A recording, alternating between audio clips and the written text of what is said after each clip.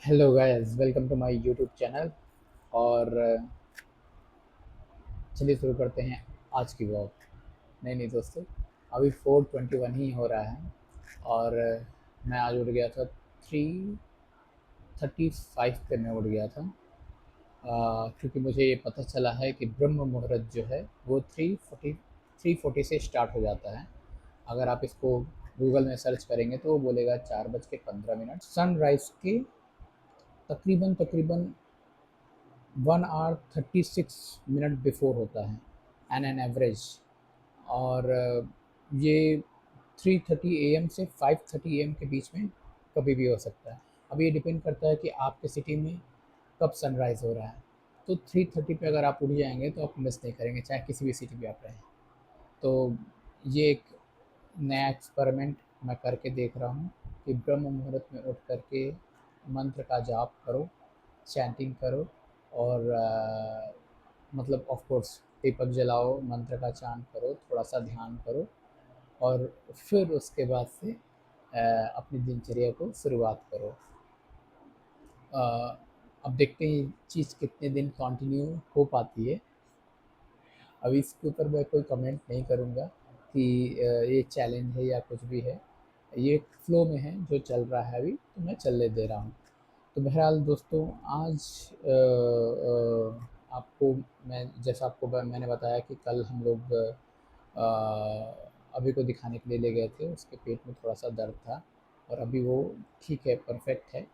क्योंकि डॉक्टर ने बोल दिया था कि ज़्यादा दर्द रहेगा तो उसको इंजेक्शन लगाना पड़ेगा, तो वो एकदम परफेक्ट हो गया उसके बाद से। आज जैसे कि पेपर में एडवर्टाइजमेंट वो करना था, लेकिन वो प्लान भी कैंसिल है क्योंकि पेपर वाले जो भैया हैं वो छुट्टी पे गए हैं 2 से 3 दिन के लिए। तो उन्होंने किसी और बंदे को दिया है काम, लेकिन वो बोल रहे थे कि मेरे आने के बाद आप करो तो ज़्यादा बेटर है। तो हम लोगों ने भी बोला इट्स ओके, चलेगा। और आज शायद मुझे जाना पड़े यहाँ के एक, ऑफ कोर्स संडे है तो सब्जी वाला मार्केट तो है ही, लेकिन उसके अलावा जो यहाँ का इलेक्ट्रॉनिक का मार्केट है वहाँ मुझे जाना है कुछ सामान खरीदने के लिए। अगर मैं गया तो कुछ ब्लॉग में उसके ऊपर भी आप लोगों के लिए बनाऊँगा। मैं थोड़ा सा प्रिपरेशन कर रहा हूँ कंपनी लेवल की जो फाइनेंशियल स्ट्रेटजी रहती हैं उसके बारे में। और अगर आप में से कोई बीकॉम के स्टूडेंट हो, एमकॉम या सीए किए हैं तो आप मुझसे ज़रूर कनेक्ट हों और हम उसके बारे में बात करेंगे।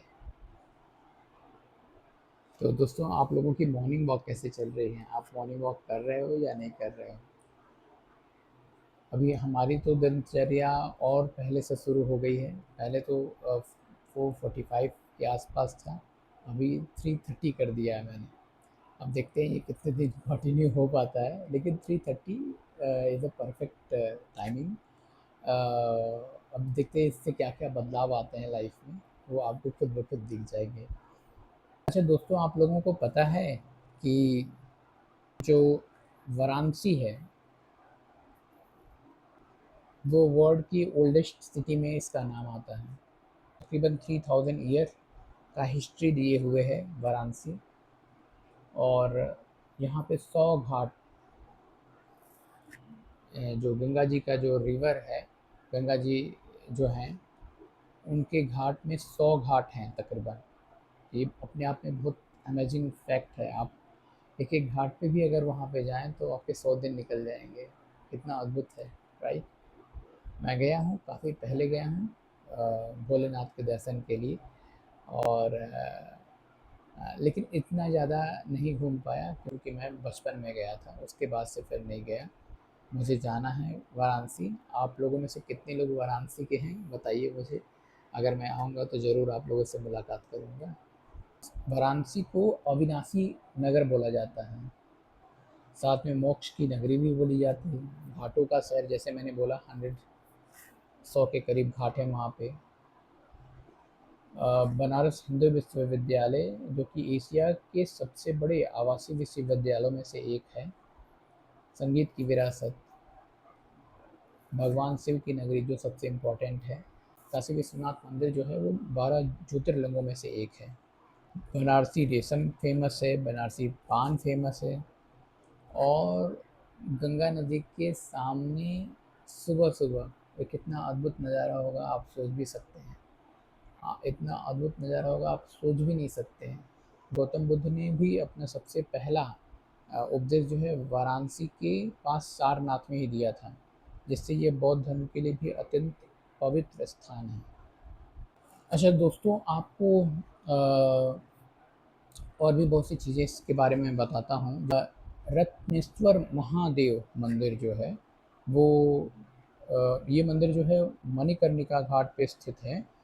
करीब 9 डिग्री की ओर झुका हुआ है। इटली की पीसा की मीनार सिर्फ 4 डिग्री झुकी है और उसको जो है वो पता नहीं क्या क्या बोला जाता है, 9 डिग्री झुका है ये।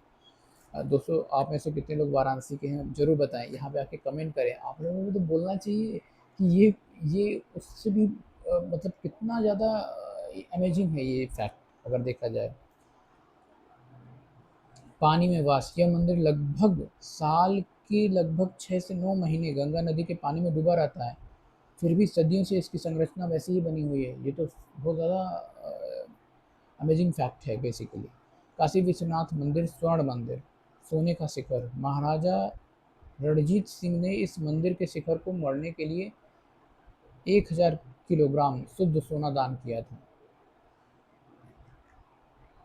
1000 किलोग्राम सोना दान किया था। दोस्तों, आप लोगों में से कितने लोग दान कर पाएंगे बताइए। दान देना एक एक तरीके का बहुत ही अपने आप में ही वो एक पूजा है बेसिकली। आप जिसको दान दे रहे हैं, ऐसा बोला जाता है हिंदू धर्म में कि अगर उसने दान स्वीकार कर लिया तो ये बहुत बड़ी बात है।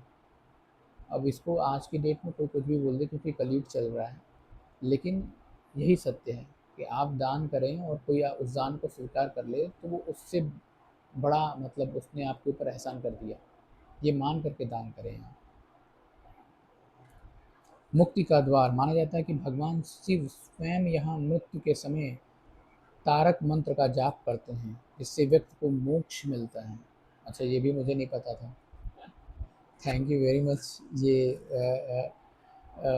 इस तरीके की चीज़ें पढ़ के मैं आपको बता पा रहा हूँ, कम से कम पढ़ के ही बता पा रहा हूँ। देखिए, अब बिना पढ़े अगर मैं बताऊँ तो वो जेन्युइन नहीं है, क्योंकि ऑब्वियसली मैं पढ़ूँगा तभी मैं आपको बताऊँगा। और इससे अच्छा है कि ब्रह्म मुहूर्त में मैं आपको पढ़ के बता रहा हूँ। अब इससे अच्छी और क्या चीज़ हो सकती है। काल भैरव मंदिर, काशी के कोतवाल बोले जाते हैं काल भैरव, शहर के रक्षक। काल भैरव को वाराणसी का पुलिस पुलिस प्रमुख कोतवाल माना जाता है। मानता है कि काशी में रहने के लिए उनसे अनुमति लेनी पड़ती है। काल भैरव जी से अनुमति लेनी पड़ती है भाई, आप देख लो। मदिरा का भोग, यह दुनिया के उन चुनिंदा मंदिरों में से एक है जहां भगवान को मदिरा का चढ़ावा चढ़ाया जाता है। भारत माता मंदिर, अच्छा भारत माता मंदिर भी है वाराणसी में। हमारे वाराणसी में बहुत सी चीज़ें हैं दोस्तों। मूर्ति रहित मंदिर, यहाँ किसी देवी देवता की मूर्ति नहीं है, इसके बजाय बजाय यहाँ अविभाजित भारत का एक विशाल मानचित्र है जिसे संगमरमर पर उकेरा गया है। जरूर जाइए देखने के लिए। सटीक भूगोल, इस नक्शे में पर्वतों, नदियों और मैदानों को बहुत ही सटीक तरीके से दिखाया गया है। संकट मोचन हनुमान मंदिर, तुलसीदास जी द्वारा स्थापित, माना जाता है कि इसकी स्थापना स्वयं गोस्वामी तुलसीदास ने की थी जब उन्हें यहाँ हनुमान जी के दर्शन हुए थे। संकट मोचन हनुमान मंदिर में जय हो प्रभु, जय हो। ग्रह दोष निवारण, यहाँ हनुमान जी की मूर्ति को मंगल और शनि के दोषों को दूर करने के लिए अत्यंत शक्तिशाली माना जाता है। अगर कुछ हो ऐसा तो आप जाइए, और कुछ ना हो तो और जाइए। जो भारत के 51 शक्ति पीठों में से एक है। ऐसी मान्यता है कि यहाँ देवी सती के कान की बाली मणिकर्णिका गिरी थी। मतलब कान की बाली को ही मणिकर्णिका बोलते हैं। आप लोगों में से कितने लोगों को पता है? भले ही मैं देख के बता रहा हूँ, लेकिन आपने देखा तो मेरी बात आप तक पहुँची तो सही। ये सबसे बड़ी बात है। ये बात नहीं कि मैं कहाँ से वो नॉलेज निकाल के आपको दे रहा हूँ, ये बड़ी बात है कि आपको वो नॉलेज मिली और आपने वो सुनी। अब देखिए, वैदिक मंत्रोच्चारण सुबह करीब 5 बजे ब्रह्म मुहूर्त के आसपास यहाँ वटुक युवा पुजारी वेदों का पाठ करते हैं। ये भी एक बहुत बड़ी बात है। गंगा आरती शाम की तुलना में सुबह की आरती अधिक शांत और आध्यात्मिक होती है। अब देखिए, सुबह की आरती कितने लोगों ने ली है आप मुझे बताइए। शाम की आरती तो मैंने देखी है, बहुत से यूट्यूब चैनल पे चलते रहते हैं। अब अगर मैं वहाँ पे गया तो मैं आपको सुबह की आरती के दर्शन जरूर करवाऊँगा। ठीक है। योग और संगीत आरती के बाद घाट पर सामूहिक योग होता है और फिर शास्त्रीय संगीत भी होता है। अच्छा दोस्तों, हो सकता है कि कई चीज़ें इसमें वैरी भी करें क्योंकि ये ऑनलाइन ये चीज़ें लिखी हुई हैं। अब वहाँ के जो मेरे मित्र हैं, जो मेरे मित्र वहाँ पे हैं, अब आप उनमें से बताएं कि ये क्या ये सारी चीज़ें सही हैं? अगर नहीं सही हैं तो इसको करेक्ट जरूर करें कमेंट में बता करके। मान्यता है, कहा जाता है कि माँ दुर्गा के शुंभ निशुंभ का वध करने के बाद माँ दुर्गा ने शुंभ निशुंभ का वध करने के बाद अपनी तलवार यहीं फेंकी थी, जिसे असी नदी बनी जिससे असी नदी बनी। सारनाथ, यहाँ पे एक स्तूप है। ये वह सटीक स्थान है जहाँ गौतम बुद्ध ने ज्ञान प्राप्त करने के बाद अपना पहला उपदेश दिया था। धमेक स्तूप, अशोक स्तंभ, भारत का राष्ट्रीय प्रतीक 4 सिंगों वाला यहीं से लिया गया है। मूल स्तंभ आज भी सारनाथ संग्रहालय में सुरक्षित है। विभिन्न देशों के मंदिर यहाँ जापान, चीन, थाईलैंड और तिब्बत द्वारा बनाए गए सुंदर बौद्ध मठ हैं। बुद्ध भगवान की 80 फीट की ऊंची विशाल प्रतिमा है जो देखते ही बनती है। वैसे भगवान बुद्ध की छोटी या विशाल कोई भी प्रतिमा रहे, उनके सामने प्रणाम। उनका अगर 1% भी अगर आपको ज्ञान मिल गया तो आपका जीवन धन्य है, ये मान के चलिए आप। नौका विहार, नौका विहार भी होता है।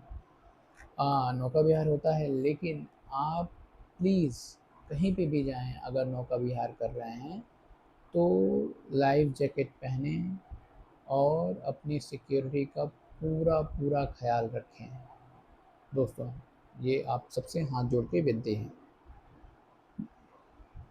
ब्लू लस्सी घाटों के पास स्थित यहाँ दुकान अपने 70 से ज़्यादा फ्लेवर वाली लस्सी के लिए दुनिया भर में फेमस है।